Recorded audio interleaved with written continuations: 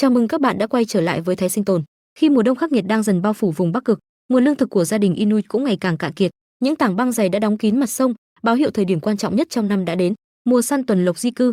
Trong tập hôm nay, chúng ta sẽ theo chân gia đình Chip bước vào một cuộc săn đầy căng thẳng giữa thiên nhiên băng giá.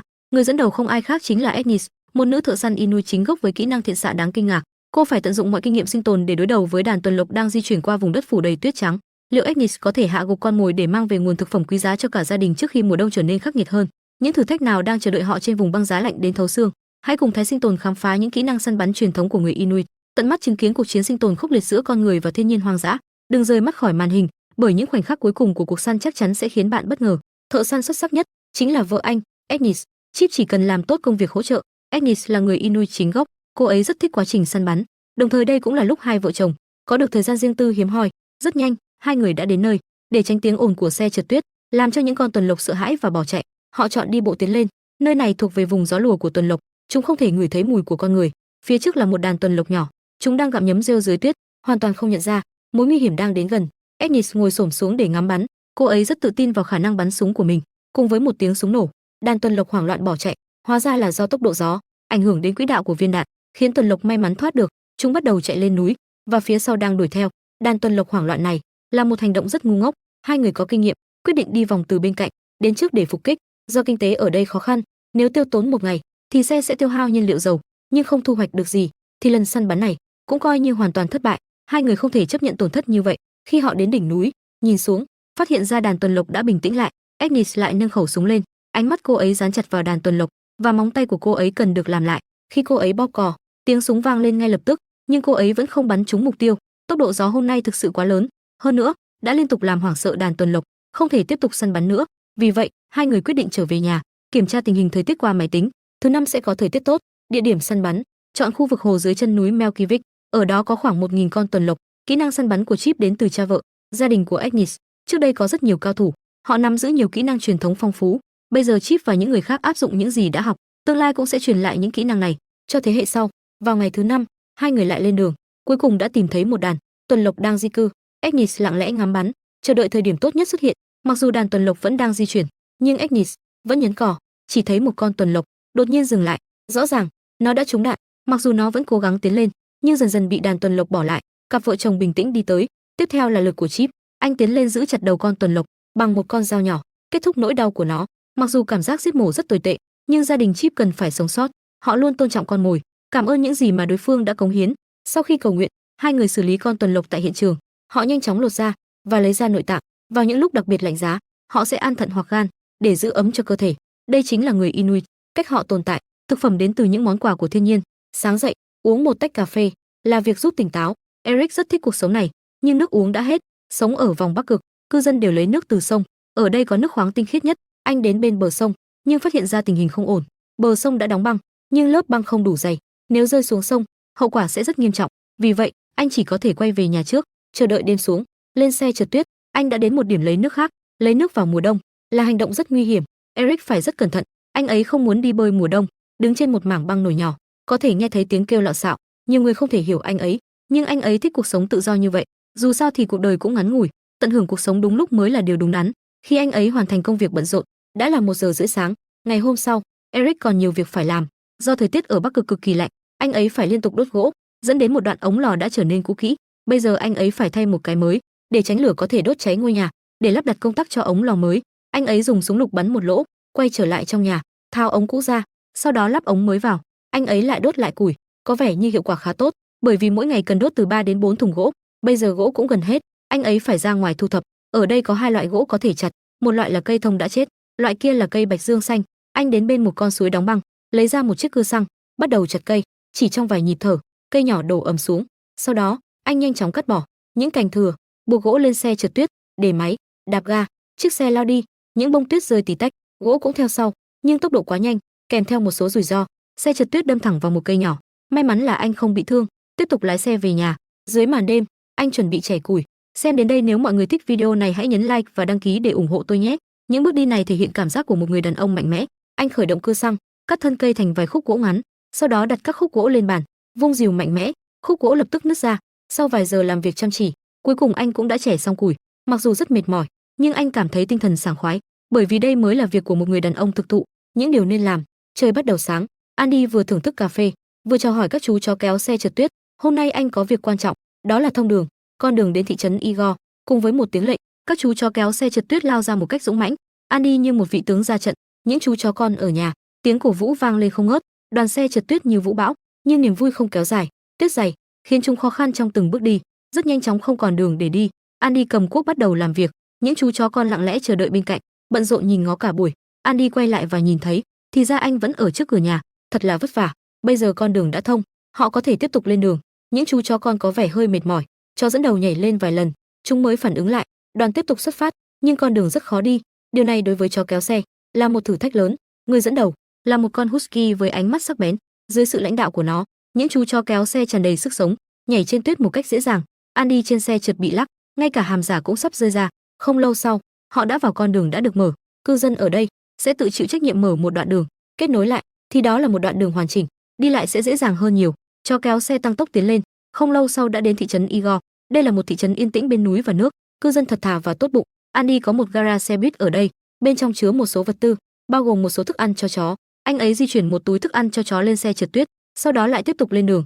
Đầu tiên là đến bưu điện địa phương, lấy một thùng bia mà anh đã mua, cuối cùng là đến siêu thị để lấy vài tấm nhựa, chuẩn bị làm một chiếc xe trượt tuyết mới.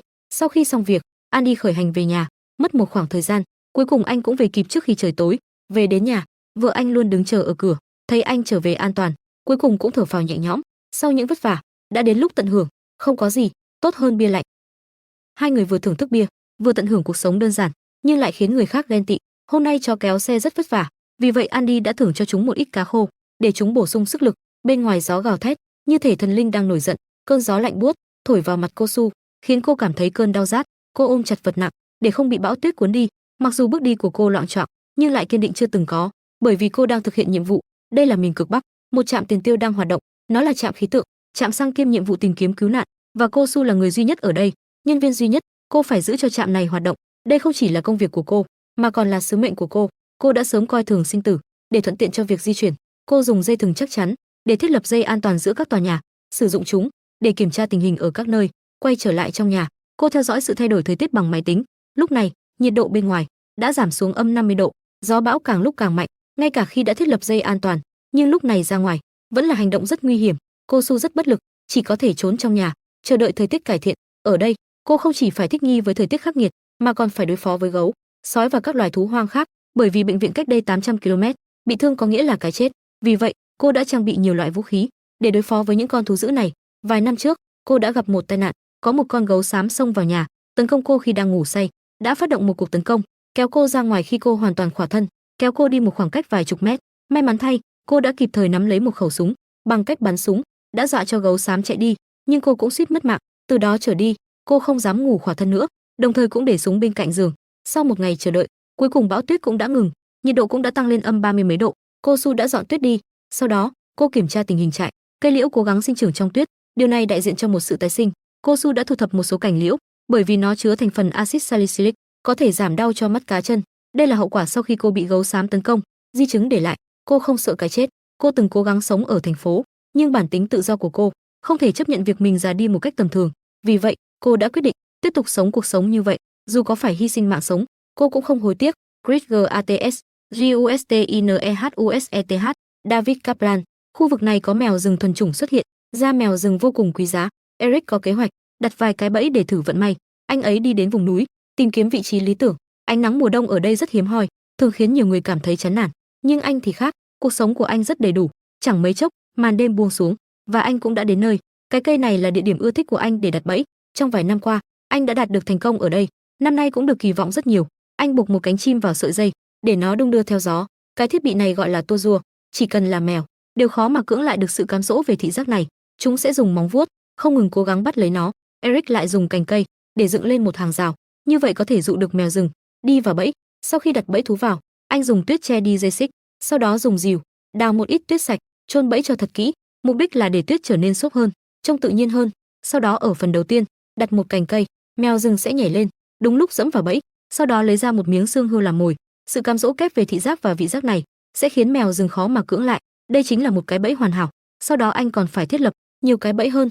Vài ngày sau, kéo theo cơ thể bị cảm, Eric ra ngoài để kiểm tra bẫy. Dưới ánh sáng đẹp của đêm, anh đến chỗ bẫy đầu tiên. Bẫy thú đã bị kích hoạt, nhưng không có bóng dáng mèo rừng, chỉ để lại một dấu chân. Sau khi anh thiết lập lại bẫy, anh lại đi kiểm tra cái thứ hai, và cái bẫy này cũng đã bị kích hoạt, nhưng chỉ để lại vài sợi lông. Có vẻ như con mèo rừng này đang trêu chọc anh, khiến anh tức giận ho liên tục. Sau khi sửa chữa, anh tiếp tục tiến lên. Vừa đến nơi, anh đã thấy một bất ngờ, một con mèo rừng béo ú bị kẹt bên trong, đuôi bị mắc kẹt. Báo Tuyết là kẻ săn mồi thực sự của vòng Bắc Cực, xảo quyệt và tàn bạo, có khả năng săn bắn tuần lộc và các loài động vật khác. Eric rút súng lục ra, một phát súng đã giải quyết nó. Đã có được bộ lông quý giá, không uổng công anh đã chạy một chuyến vất vả. Ôm lấy con báo tuyết này, anh bắt đầu hành trình trở về. Về nhà mặc dù rất mệt, nhưng anh không thể nghỉ ngơi. Anh treo con báo tuyết lên giá, nhân lúc xác chưa đông cứng, anh phải kịp thời lột bộ lông. Sau khi xong việc mới có thể đi ngủ. Tại Alaska, trao đổi hàng hóa là hình thức giao dịch thuần khiết nhất. Chị gái của Agnes thiếu cá, họ thì cần dầu hải cẩu. Vì vậy, hai người chuẩn bị giao dịch. Làng của chị gái cách đây 50 km, muốn đến đó chỉ có thể dựa vào xe trượt tuyết. Trong một năm có 8 tháng, họ thường đi lại bằng xe trượt tuyết, và xe thường gặp sự cố. Điều này cũng thường xảy ra. Hôm nay chiếc xe này lại không khởi động được. Chip mở nắp capo ra xem, hóa ra là vấn đề ở xích xe. Anh ấy cố gắng sửa chữa, nhưng đã thất bại. Trong cơn tức giận, hướng về phía đầu xe, anh ấy đá mạnh hai cái. Cảnh tượng bực bội này đã làm cho những chú chó con giật mình. Mặc dù ở đây có cửa hàng, nhưng bên trong hầu như không có gì để mua, và các linh kiện của xe trượt tuyết thì càng hiếm. Vì vậy, anh ấy lấy ra bộ đàm tần số cao để hỏi hàng xóm trong làng ai có xích xe tốt hơn. Không lâu sau, đã có người trả lời anh ấy. Người đó có một xích xe, hy vọng sẽ trao đổi bằng thịt. Thật trùng hợp, vài ngày trước Chip vừa săn được một con tuần lộc. Người dân ở đây rất chân chất, họ không định giá quá cao. Chẳng bao lâu, người đó đã đến, đã mang đến một dây xích hoàn toàn mới. Đúng là thứ Chip cần. Chip đã dùng một ít thịt tuần lộc để trao đổi. Sau đó, anh ấy lắp đặt dây xích mới vào. Chiếc xe này đã được sử dụng 10 năm, là trợ thủ đắc lực trong cuộc sống của họ. Thông thường, anh ấy thường xuyên bảo trì. Bây giờ vấn đề đã được giải quyết, họ có thể tiếp tục lên đường. Tại Bắc Cực, dầu hải cẩu là một nguồn tài nguyên rất quan trọng. Do thời tiết ở đây quá lạnh, thức ăn thông thường không thể cung cấp đủ năng lượng, chỉ có thức ăn được bôi dầu hải cẩu mới có thể chuyển hóa tốt hơn thành calo. Agnes đã lấy ra những con cá tự nhiên thượng hạng. Những con cá này rất béo ngậy, trứng cá cũng rất phong phú, là cô ấy đặc biệt để dành cho chị gái. Chị gái cô ấy sống ở làng Kiana bên cạnh. Năm nay sản lượng cá ở đó không nhiều. Mang theo những nguồn tài nguyên này, cả gia đình đã lên đường trong tiếng cười vui vẻ. Họ rất thích thăm bạn bè và người thân. Dòng sông bị đóng băng, trở thành xa lộ của họ. Xe trượt tuyết lao nhanh trên mặt băng, gió cuốn lên những bông tuyết bay là tả, tuyết rơi nhẹ nhàng trên mặt, mang đến những cơn lạnh buốt. Cảm giác tự do trỗi dậy trong lòng. Khoảng 20 phút sau, họ đã đến ngôi làng bên cạnh. Đây là anh rể Jack, nồng nhiệt chào đón sự đến của họ. Agnes đã lấy ra một con cá, anh ấy thì tặng lại một chai dầu hải cẩu. Đây chính là trao đổi hàng hóa, họ giúp đỡ lẫn nhau. Tất cả các hoạt động ở đây đều xoay quanh thực phẩm. Thực phẩm không chỉ có thể giao dịch, mà còn có thể được tặng như quà. Tối nay họ sẽ ăn tối tại nhà anh rể, cùng nhau dùng bữa tối. Chị gái đã chuẩn bị một bữa ăn thịnh soạn, bao gồm hải sản, một ít dầu mỡ cá voi, thịt hải cẩu, bánh quy mặn và bánh mì tươi. Cùng với đó là táo và cà rốt, rau cần và các loại rau khác. Những thứ này thường chỉ có thể mua ở cửa hàng, nhưng cửa hàng thường xuyên hết hàng. Bữa tối này có thể nói là vô cùng phong phú. Tất cả thực phẩm đều được phết dầu hải cẩu. Chế độ ăn uống như vậy mới có thể giúp cơ thể sản sinh đủ nhiệt lượng. Đây chính là bí quyết của người dân địa phương để sống sót ở vùng Bắc Cực. Tất cả mọi thứ đều xoay quanh thực phẩm. Tại bờ sông Yukon, Andy gặp rắc rối, năng lượng mặt trời gặp vấn đề. Anh ấy đi kiểm tra bộ điều khiển, trên đó hiển thị một đống ký tự lộn xộn. Anh ấy khởi động lại thiết bị, vấn đề đã được giải quyết. Do sự tiêu thụ củi trong mùa đông rất nghiêm trọng, cứ một khoảng thời gian, Andy lại phải bổ sung thêm một ít gỗ. Anh ấy quyết định cho chó kéo xe trượt tuyết nghỉ một ngày. Vì vậy, anh ấy đã khởi hành bằng xe trượt tuyết. So với việc chó kéo xe trượt tuyết, tốc độ của nó nhanh hơn, và nhanh đến mức khiến người ta không kịp trở tay. Mới đi được hơn 1000 mét đã hỏng rồi. Andy kiểm tra động cơ, cảm giác vấn đề có phần nghiêm trọng. Cỗ máy cũ này, mỗi khi mùa đông đến thì nó lại hỏng. Andy nóng nảy, anh ta giải tỏa cảm xúc bằng cách đập máy. Đến giờ phút này, cũng không còn cách nào khác. Anh ta đã tốn rất nhiều công sức mới lắp được xe trượt tuyết lên xe kéo. Sau đó đi bộ về nhà, chọn ra 10 con chó kéo xe trượt tuyết. Sau khi đeo dây cương cho chúng, đoàn đội đã xuất phát. Những chú chó kéo xe rất phấn khởi, hoàn toàn không biết điều gì đang chờ đợi chúng.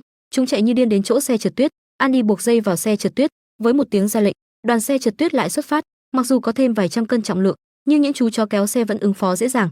Chúng không hề giảm tốc độ, rất nhanh đã về đến nhà. Andy để xe trượt tuyết vào gara, sau đó lại tiếp tục lên đường. Tiếp tục kế hoạch chặt củi chưa hoàn thành.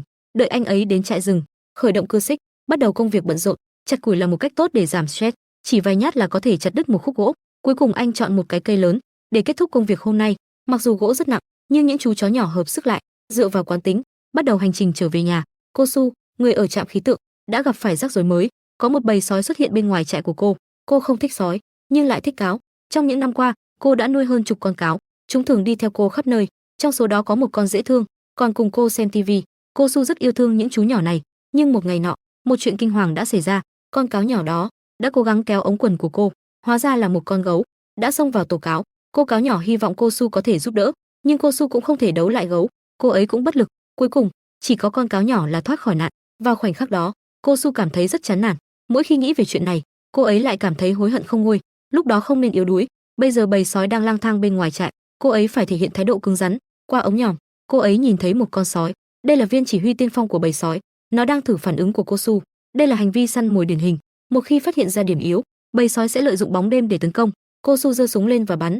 Việc có trúng hay không không quan trọng, điều quan trọng là phải để bầy sói hiểu cô ấy vẫn là cô Su mạnh mẽ đó. Video đến đây là hết. Nếu mọi người thích video này hãy nhấn like và đăng ký kênh để ủng hộ Thái Sinh Tồn.